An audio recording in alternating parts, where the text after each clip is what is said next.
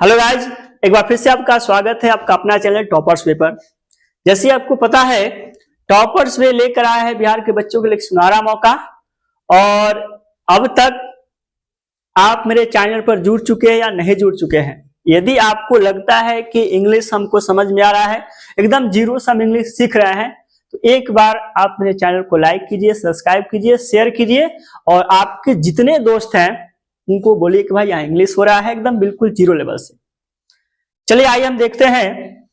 एक बात हम आपसे बोल दें कि यदि आप देखिए 298 सब्सक्राइबर, यदि आप 500 सब्सक्राइबर पहुंचा देते हैं तो हम लोग लाइव आकर आपको बताएंगे, लाइव क्लास में बिल्कुल एकदम इजी वे में आपको समझाया जाएगा कि इंग्लिश क्या होता है, कैसे होता है। आइए मिलते हैं।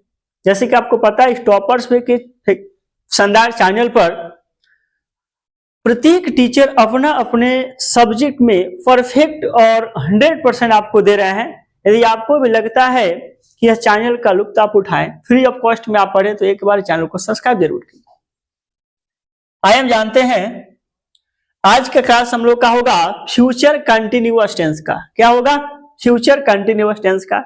जैसे कि पिछले क्लास में हम लोग पढ़ चुके थे क्या सिंपल फ्यूचर टेंस क्या होता है। उसके पहले वीडियो में हम आपको बताए थे कि टेंस में प्रेजेंट टेंस क्या होता है, पास्ट टेंस क्या होता है, प्रेजेंट और पास्ट में अंतर बताए थे कि प्रेजेंट टेंस और पास्ट टेंस में क्या अंतर होता है, कैसे हम जीरो से इंग्लिश सीखते हैं, इंग्लिश शब्द की उत्पत्ति कैसे हुआ, इंग्लैंड शब्द कैसे आया, बाद में आकर कैसे पूरा विश्व पर राज करने लगा।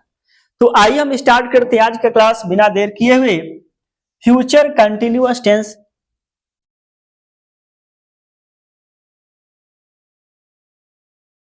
फ्यूचर कंटिन्यूअस टेंस क्या होता है? सबसे पहला क्वेश्चन, फ्यूचर कंटिन्यूअस टेंस का हिंदी क्या होता है? इसका हिंदी कहा जाता है, क्या हिंदी होता है? भविष्य सतत काल। भविष्य सतत काल यह होता है हमारा फ्यूचर कंटिन्यूअस टेंस का। शायद हम आपको समझाए होंगे पिछले वीडियो में, या जब हम फ्यूचर स्टार्ट किए होंगे कि जो शैल विल है उसके बारे में डीपली समझाए होंगे कि शैल विल क्या होता है या कहां से आया है, कैसे शैल विल बन गया, फ्यूचर टेंस कैसे बन गया, फ्यूचर टाइम क्या होता है। पिछले वीडियो में हम आपको समझाए हैं। आज हम आपको समझा रहे हैं फ्यूचर कंटिन्यूअस टेंस क्या होता है, किसे कहते हैं, उसका स्ट्रक्चर क्या होता है। तो फ्यूचर कंटिन्यूअस टेंस का अगर परिभाषा कहा जाए, डिफिनेशन, तो क्या होता है? कहता है क्या कि if a work is continue, if a work is continue, if a work is continue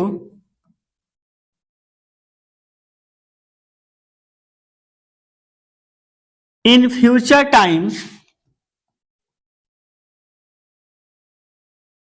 in future time,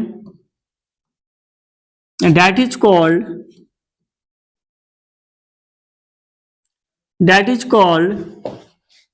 future continuous tense.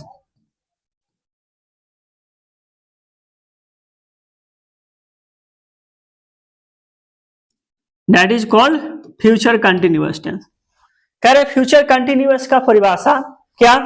If a work is continue in future time, अगर कोई काम फ्यूचर समय में लगातार हो रहा है, कंटिन्यूस हो रहा है, तो वह क्या कहलाता है? हमारा फ्यूचर कंटिन्यूअस टेंस कहलाता है, भविष्य सतत काल कहलाता है। ठीक है, मतलब कि अगर कोई व्यक्ति किसी काम को आने वाले समय में लगातार करे, जैसे वह पढ़ता रहेगा, वह जाता रहेगा, मतलब कोई काम स्टार्ट करेगा तो उसको लगातार करते रहेगा। हम बोले कि मैं आपको पढ़ाता रहूंगा, वे लोग पटना जाते रहेंगे, वर्षा होती रहेगी, वह रोता रहेगा, वह खाता रहेगा, वह पीता रहेगा, हमारे देश के प्रधानमंत्री देश की सेवा करते रहेंगे। ये हो गया। मतलब अगर कोई व्यक्ति किसी काम को शुरू करे तो उसको करते रहे लगातार, तो यह होता है हमारा फ्यूचर कंटिन्यूअस टेंस। ये इसका परिभाषा हो गया, इंग्लिश में डिफिनेशन हो गया। हिंदी में कैसे इसको समझे? तो हम कह सकते हैं कि अगर कोई काम फ्यूचर में लगातार कंटिन्यूअस होता रहे तो उसे हम फ्यूचर कंटिन्यूअस टेंस कहते हैं। फ्यूचर कंटिन्यूअस टेंस का पहचान क्या होता है? फ्यूचर कंटिन्यूअस टेंस का पहचान क्या होता है? तो पहचान इसका है, पहचान यह देख लीजिए, पहचान जिस हिंदी वाक्य के अंत में रहेगा, रहेगी, रहेंगे, जिस हिंदी वाक्य के अंत में रहेगा, रहेगी, रहेंगे, अगर ऐसा दिया है तो हमारा फ्यूचर कंटिन्यूअस टेंस है। क्या पहचान है? जिस हिंदी वाक्य के अंत में रहेगा, रहेगी, रहेंगे, अगर यह दिया है तो हमारा क्या है? फ्यूचर कंटिन्यूअस टेंस है। यह हमारा पहचान हो गया। अब आइए हम स्ट्रक्चर समझते हैं। क्या समझते हैं? स्ट्रक्चर। स्ट्रक्चर क्या कह रहा है? Subject plus shall will plus be plus V four plus subject. हम आपको बताए थे बाबू, क्या बताए थे? हम आपको बताए थे जो शैल और विल दिखाई दे रहा है, क्या? शैल विल। यह हमारा क्या है? यह हमारा है एक मॉडल ऑक्सिलरी वर्ब। और बताए थे आपको मॉडल ऑक्सिलरी वर्ब का एक खासियत है, क्या है? कि मॉडल ऑक्सिलरी वर्ब अपनी बाद क्या लेगा? V1 लेगा। क्या लेगा? V1। कहीं भी आपको मॉडल ऑक्सिलरी वर्ब दिख जाए तो मॉडल ऑक्सिलरी वर्ब के बाद हमेशा क्या आता? V1 आता है। तो सर क्या शैल और विल को ही हम मॉडल बोलते हैं? बोले कि ना बाबू, शैल और विल को ही हम मॉडल नहीं बोलते हैं। मॉडल ऑक्सिलरी वर्ब की टोटल संख्या होता है 10। कितना होता है? 10 होता है, जिसमें शैल और विल को हम लोग फ्यूचर कंटिन्यूअस टेंस में पढ़ रहे हैं। बाकी 8 कौन कौन सा होता है हम पिछले के वीडियो में आपको बताए हैं। पीछे जो वीडियो हम आपको बताए उसमें बताए हैं सिंपल फ्यूचर टेंस में कि शैल विल के साथ साथ 8 मॉडल ऑक्सिलरी वर्ब कौन कौन सा होता है। आखिर वह मॉडल ऑक्सिलरी वर्ब आता कहां से? टोटल 10 मॉडल ऑक्सिलरी वर्ब कैसे बन गया? मार्जिनल क्या होता है? प्राइमरी ऑक्सिलरी वर्ब क्या होता है? वर्ब क्या होता है? फिनाइट वर्ब क्या होता है? नॉन फिनाइट वर्ब क्या होता है? अब चूंकि हमको क्या चाहिए? V1 चाहिए, तो यहाँ क्या लिया गया है बाबू? V1 लिया गया। ठीक है, अब उसके बाद क्या लिए? चूंकि V1 तो हो गया, लेकिन कंटिन्यूअस टेंस क्या मांगेगा? V4 मांगेगा, तो उसके बाद V4 लगा दिया गया।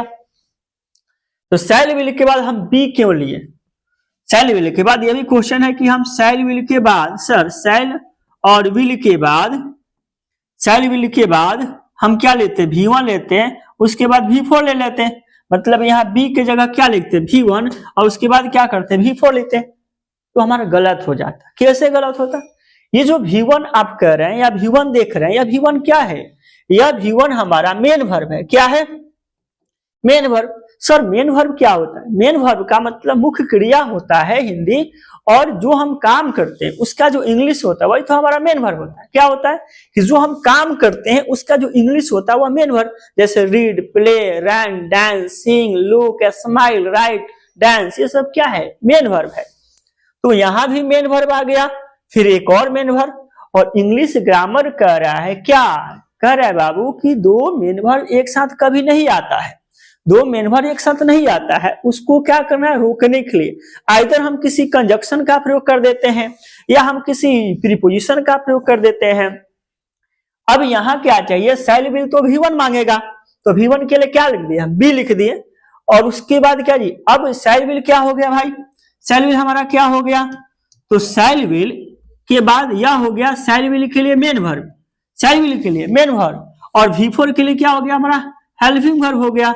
V4 के लिए क्या हुआ? Helping verb. मतलब विल जो है, बी जो है, यह दोनों रूप में काम कर दिया। शैल विल के बाद मेन वर्ब के रूप में काम कर दिया, और इस V4 के लिए क्या कर दिया? बी हेल्पिंग वर्ब के रूप में काम कर दिया। इसका मतलब यह हुआ कि बी जो है वह मेन वर्ब भी हो सकता है, हेल्पिंग वर्ब भी हो सकता है। इस प्रकार फ्यूचर कंटिन्यूअस टेंस का स्ट्रक्चर बना subject plus shall will plus be plus V4 plus subject. क्या बना? सब्जेक्ट प्लस शैल या will plus be plus V4 plus subject. मतलब अगर कोई व्यक्ति किसी काम को लगातार करते रहेगा फ्यूचर में, उसके लिए स्ट्रक्चर क्या होगा? उसके लिए होगा सब्जेक्ट प्लस शैल या will plus, subject plus shall या will plus be plus V4 plus subject. जैसे हम सिंपल सा बोले, आप पढ़ते रहेंगे। क्या बोले? आप पढ़ते रहेंगे। पढ़ते रहेंगे कौन? आप। आप कहीं हो गया शैल या विल। सर शैल लगाए कि विल लगाए? शैल कहाँ लगाएंगे, विल कहाँ लगाएंगे? देखिए शैल या विल का जहां तक बात है तो शैल विल के बारे में हमको बता चुके हम आपको कि शैल कहाँ लगाते हैं, विल कहाँ लगाते हैं, लेकिन फिर भी हम आपको एक बता देते हैं। ठीक है, आपको पता होना चाहिए बाबू कि आई और वी के साथ हम लोग क्या जोड़ते हैं, शैल लिखते हैं। आई वी के साथ क्या करेंगे, शैल लिखेंगे। बाकी बात सब्जेक्ट हमारे पास सी हो गया, सी हो गया, इट हो गया, दे हो गया, किसी व्यक्ति का नाम हो गया। इसके साथ हम क्या जोड़ेंगे, इसके साथ विल जोड़ेंगे। तो विल के साथ क्या लगेगा, विल, यू विल। उसके बाद क्या लिखेंगे, बी। पढ़ना का बिफोर क्या होगा, रीडिंग होगा। क्या होगा, रीडिंग होगा। हो गया, यू विल बी रीडिंग। आई और बी के साथ शैल, बाकी वह सब्जेक्ट के साथ क्या करेंगे, विल। यदि आपका माइंड कंफ्यूजन हो गया है, आपको समझ नहीं आ रहा है कि सर शैल किसके साथ, विल के साथ, तो एक 100 बात का एक बात, क्या आप किसी भी सब्जेक्ट के साथ विल का प्रयोग कर सकते हैं। कोई डाउट, कोई दिक्कत, कोई परेशानी नहीं होगा। किसी भी सब्जेक्ट के साथ विल का प्रयोग कर सकते हैं। हम मॉडर्न ग्रामर कह रहा है कि बाबू आप किसी भी सब्जेक्ट के साथ विल का प्रयोग कर सकते हैं, कोई दिक्कत होने वाला नहीं है। हाँ, इसका मतलब क्या कि हम किसी सब्जेक्ट के साथ विल का प्रयोग करेंगे, कोई दिक्कत नहीं होगा। ठीक है, यह हमारा पॉजिटिव सेंटेंस है। जब इसका हम निगेटिव बनाएंगे तो क्या होगा, जब इसका निगेटिव करेंगे तब क्या होगा, देखिए यहां पर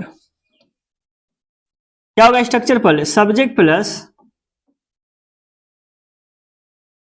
शैल या will plus not plus be plus V4 plus क्या होगा हमारा, ऑब्जेक्ट हो गया। जैसे देखिए हम बोले आप नहीं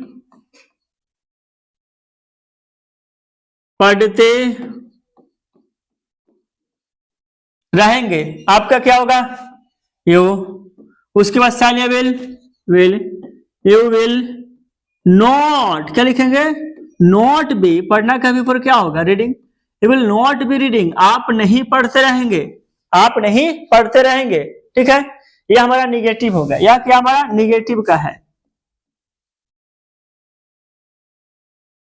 यह हमारा निगेटिव का हो गया। अब आइए हम जानते हैं क्या इंट्रोगेटिव क्या होता है। इंट्रोगेटिव क्या होता है, इंट्रोगेटिव के लिए क्या करेंगे,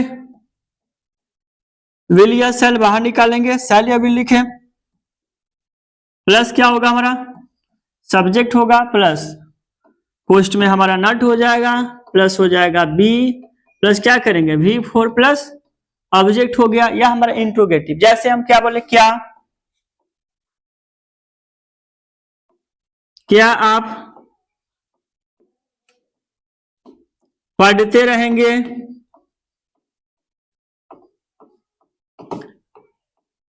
क्या आप पढ़ते रहेंगे, क्या से स्टार्ट है, शैल या विल, विल क्या लगाते हैं, विल। कैसे विल आ गया, तो आपके अनुसार सब्जेक्ट क्या है, यू है। उसके बाद क्या लिखेंगे, नहीं छोड़ दीजिए, बी हो जाएगा। उसके बाद क्या होगा हमारा रीडिंग, क्या हो जाएगा, रीडिंग। क्या हो गया, क्या आप पढ़ते रहेंगे, विल यू बी रीडिंग। अब आ जाए क्या आप नहीं पढ़ते रहेंगे तो क्या होगा, will you not be reading, will you not be reading. या क्या होगा हमारा निगेटिव होगा, क्या होगा निगेटिव होगा। बना लेंगे आप, क्या आप नहीं पढ़ते रहेंगे, will you not be reading, not be reading होगा। ठीक है, एक हमारा बनेगा WH। आइए WH देख लेते हैं। WH क्या होगा हमारा, स्ट्रक्चर होगा WH प्लस क्या करेंगे हम, शैल विल, शैल या विल, शैल या विल का प्रयोग करेंगे। उसके बाद क्या होगा, प्लस सब्जेक्ट कोष्ठ में not, plus be plus V4 plus क्या होगा हमारा ऑब्जेक्ट होगा। क्या लिखे, WH शैल या विल प्लस सब्जेक्ट प्लस कोष्ठ में not plus be plus V4 plus subject. जैसे हम क्या बोले, जैसे हम बोले आप कैसे, क्या बोले, आप कैसे पढ़ते रहेंगे, आप कैसे पढ़ते रहेंगे। इसको कैसे बनाएंगे, तो क्या है, सबसे पहले हम क्या करेंगे, कैसे का मीनिंग लिखेंगे जो हमारा हो जाएगा हाउ। अब क्या करें, शैल या विल, चले कैसे पढ़ते रहेंगे, कौन भाई, कौन, आपका क्या होगा, विल, हाउ विल, क्या लिखेंगे, हाउ विल, सब्जेक्ट क्या होगा, यू, सब्जेक्ट क्या होगा, यू।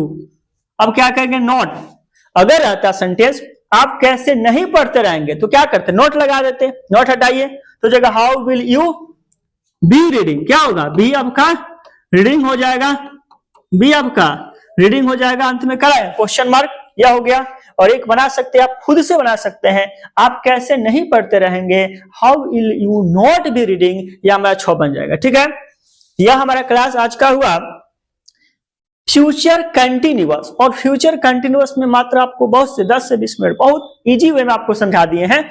यदि आपको अगर समस्या है तो कमेंट कीजिए कि सर क्या समस्या है, हमको भी पता चले कि आपको समस्या क्या है, क्या दिक्कत हो रहा है। यदि आप हमारे चैनल पर नए हैं तो कृपया चैनल को सब्सक्राइब कीजिए, बेल आइकन को प्रेस कीजिए, अपने फ्रेंड को शेयर कीजिए। यदि आप चाहते हैं कि पूरा इंग्लिश हम अच्छा सीख जाए, पूरा जीरो से हम इंग्लिश सीख जाए, तो आप मेरे पहला वीडियो, दूसरा वीडियो, तीसरा वीडियो एक कॉपी उठाइए और एक वीडियो एटलीस्ट 20 से 25 मिनट का होगा।